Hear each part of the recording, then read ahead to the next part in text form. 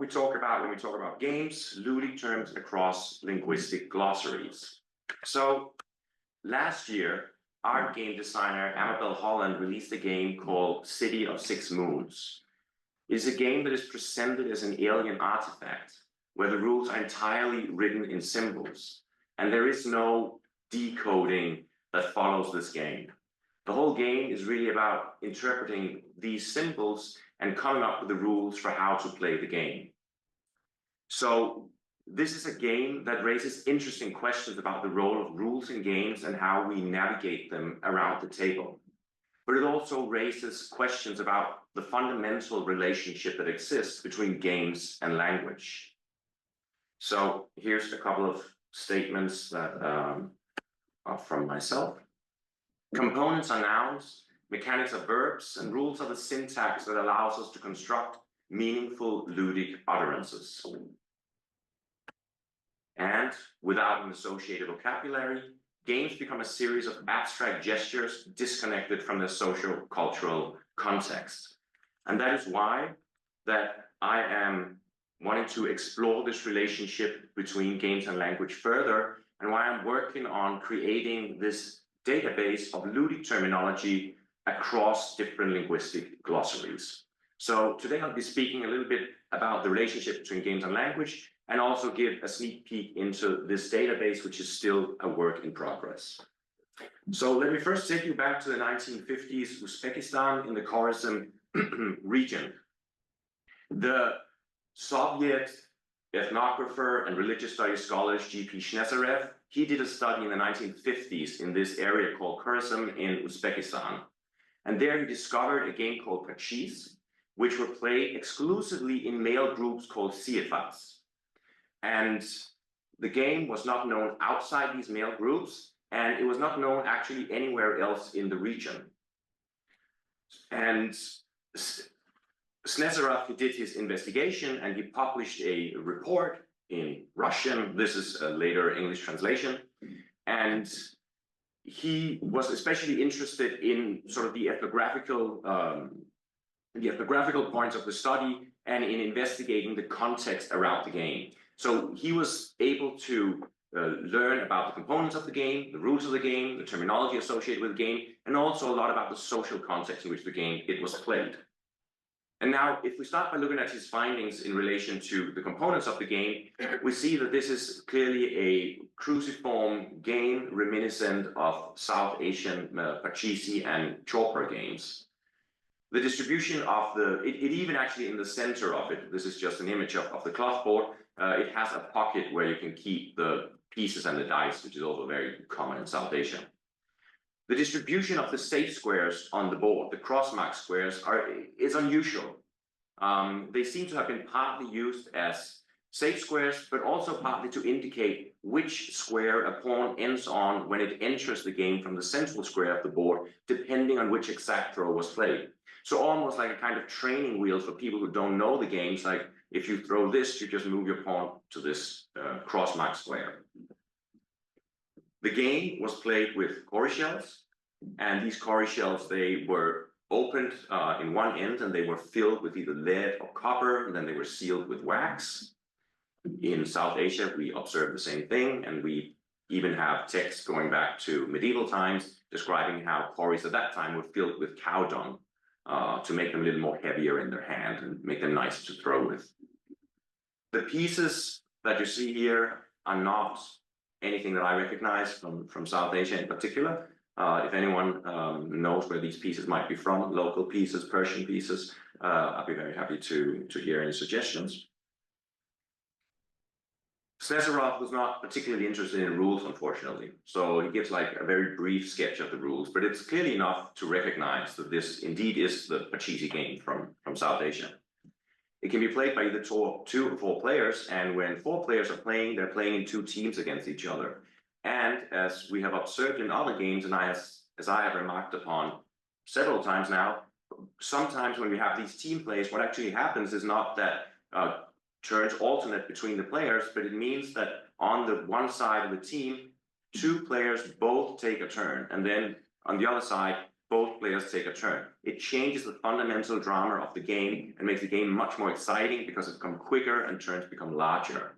In this case, when 4 players are playing, it's only the most senior player who actually executes the move. The other player just throws the dice and the senior player executes the move.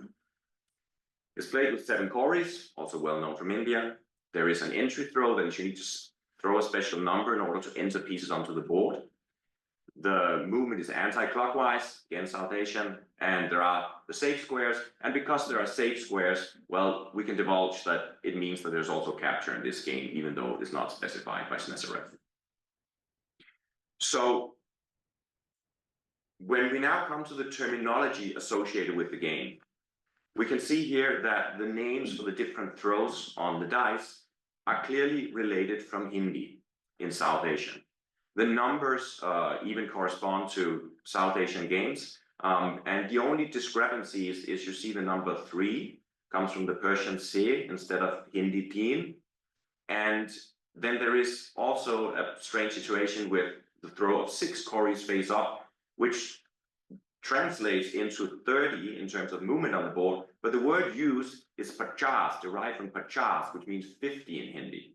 So something's going on here. We're not exactly sure what.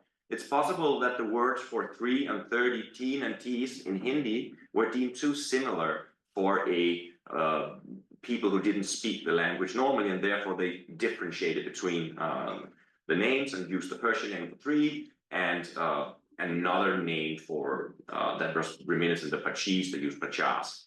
It's unclear. We cannot really know this. But it's interesting to note, if you see the throws for 0 cories face up, and for 7 cories face up, they are 6 and 12. That would normally indicate that the game was played with 6 cories, because if it's played with 7 cories, we would normally have 7 for 0 cories face up and 14 for 7 cories face up. So perhaps this was actually originally played with 6 cories, and the 7 was just added, and that also meant that you have to introduce this strange pachas throw. 30, 50, whatever it was. I mean, of course, we cannot exclude that people move 50 squares on this board. It would just have made it even more dramatic. And then, yeah, of course, there is the Karl throws, which is this additional throws which allows you to enter pieces onto the board and also move a single square. And this word Karl is also known from Middle Eastern Pachisi variants such as Bajis. Other terminology beyond the throws include these various terms, which also largely seem to be derived from Hindi. Again, there are a few sort of anomalies here. We have for the playing piece oat, the Uzbekistan word for a horse, and Schneserev, he suggests that it derives from Hindi god, or really Punjabi god, but it doesn't matter, and that the G was just dropped, so it became oat. However, there is also the possibility, because horse is something that is very commonly used for playing pieces across the Asian region, and they often use local words for horse. So it's really not surprising that an Uzbekistan word for horse is used for a playing piece here. And perhaps the similarity between oat and goat is simply just coincidental. We don't know. There is, however, also the possibility that oat derives from Hindi und, which means a camel. And a camel is the word for a bishop in chess in India. And here it's also curious to note that the central square is called talab, which means a pond or a reservoir of water. And we do find that in Western and Northwestern Indian games, because here the metaphor of the game is camels moving around the desert, circling around the oasis in the center. So could this be the case here? We don't know. The last thing that he records, and the thing that he records at most length, is the social context of the game. And the social context really is that it's only played within these male groups. It only plays a specific time after the first meal.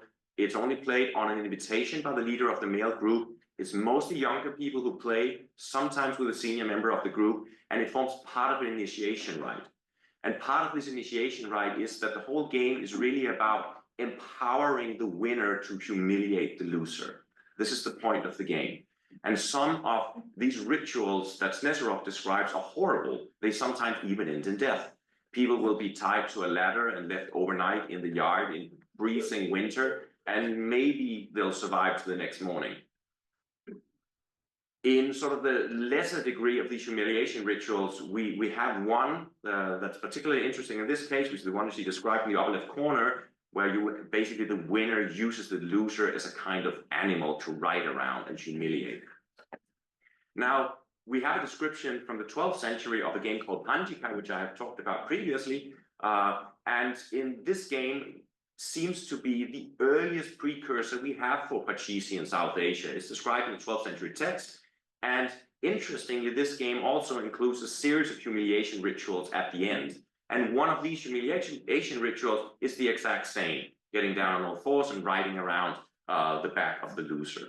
Now, of course, humiliation rituals are known, associated with games throughout gaming history in all places of the world. But given this exact context with Pachisi and the game, and that the description here is of Panjika, it's at least interesting to consider the possibility of social context also traveling with games. So we can say here that what this study by Snežerov shows really is that it is not just the material, the game itself, and the rules that travel with the game. There are also other things that travel with them. There are linguistic phenomena, there are social cultural phenomena that sometimes travel with games. These can be harder to detect, but they are there, and this is what I'm interested in. Now, Sandra Danilovic and Alex DeFocht, who is here today, they did a study in 2021 where they were looking at basically what is it that travels when game travels. And they make this distinction between intrinsic and extrinsic game semantics. And the basic conclusion is that the intrinsic stuff, that is everything that relates to the formal system of the game, that transfers reliably.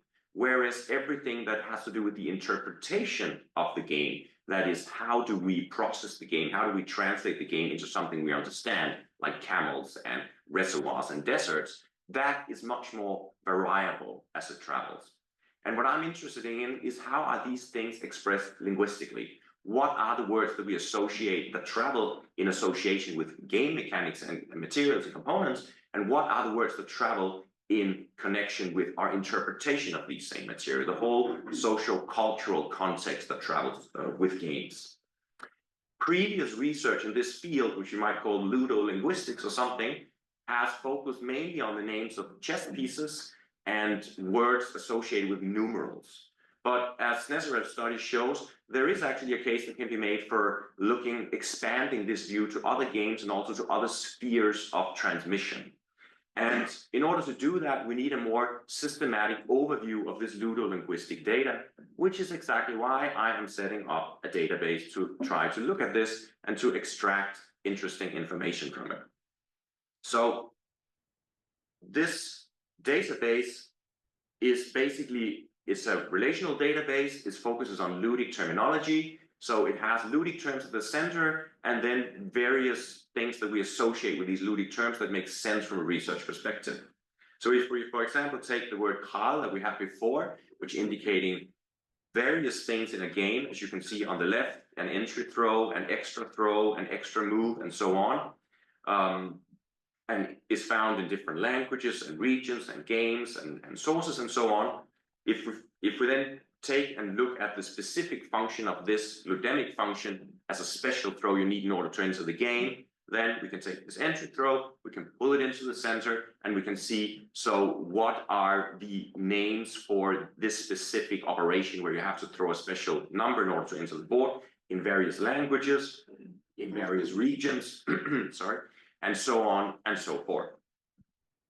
So this is the basic structure of the database, and it'll probably change as more data is added, but that's where it is right now. This is the framework that I'm building from, and I'm happy for the suggestion. I'm no database specialist. I am consulting with people, but people around here may have other ideas. The scope of the database is limited to Asia, and this is mostly because, of course, I work in the field of Asian games, but it's actually also because that particularly in Asia, we have a situation where there's a lot of research being done, but it's very regionalized. There's very little information being shared between different regions. And this is partly due to linguistic and cultural barriers, but it's also just partly to do that the scholars are not in the same room. They're not exchanging this information. And this is something that I would like to try to rectify. The main sources for the database are primary textual sources. And this is a map that's taken from the Ludic database, which shows their distribution of textual sources. So this is very much a heuristic. This is in no way exhaustive. It could even be wrong.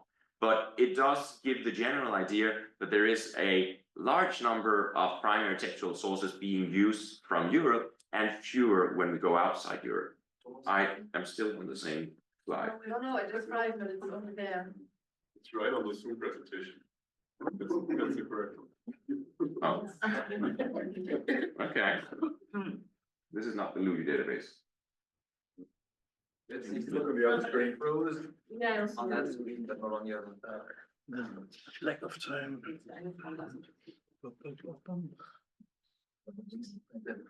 Yeah, to recite the poem and then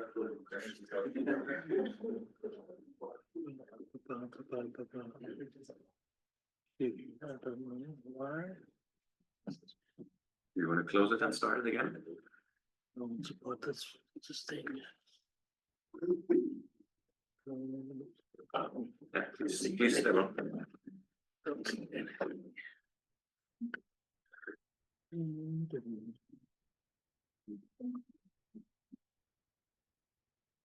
Can you show us the humiliation ritual while This is me. I am the humiliation ritual.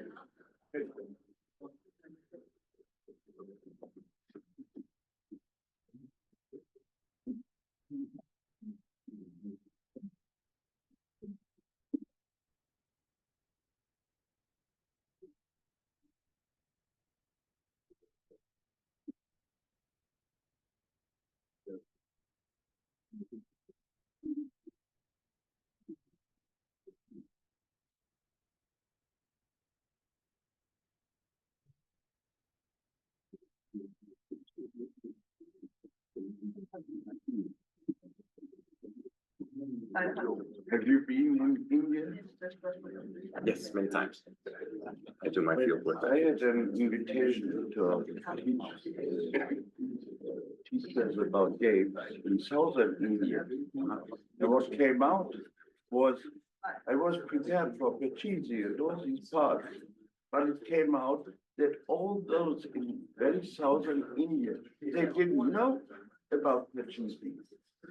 It was very astonishing for me. For I was with Yeah.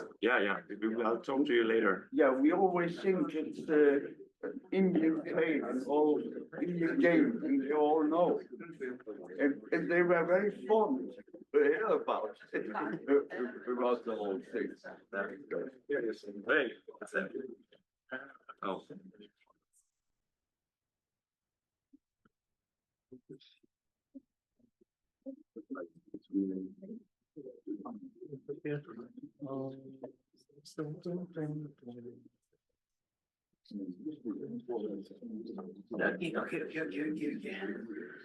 Bildschirm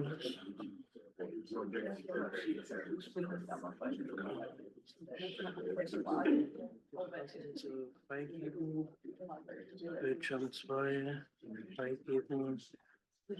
das. As housekeeping, we'll be late coffee break by 10 minutes, so we have still time for some Q&A after the talk by 10 minutes. So you'll have to have quicker coffee than usual. Thank you. Okay, yeah, so this is the map that I was talking about that you couldn't see, where you see the distribution of textual evidence in the Ludic database. So you can see this high concentration in European textual sources.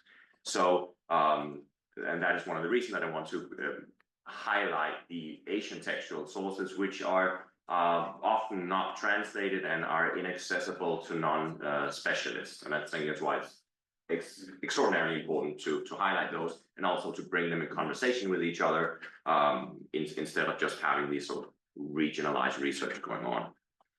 The second leg to the database includes the ethnographical evidence, where the situation is very much the opposite, as you can see, like very little ethnographical evidence from Europe, but a whole lot from around the world. This ethnographical information is valuable in itself, but it often has various problems attached to it, and it's interesting when you try to put it in contact with the textual data that we have. have, because that can help us corroborate these ethnographical data to some extent. So yeah, so the scope of the database is Asia. It is primary textual sources, and then ethnographical sources will also be taken into account, but there'll be made distinction there to not conflate the two. So the idea is that this database is supposed to help us ask interesting research questions, and these questions will relate to the transmission of words that we've just seen example on in Sneserev's study. How do these words travel between the regions, and which words travel? How do they change? How do they adapt? When are they exchanged?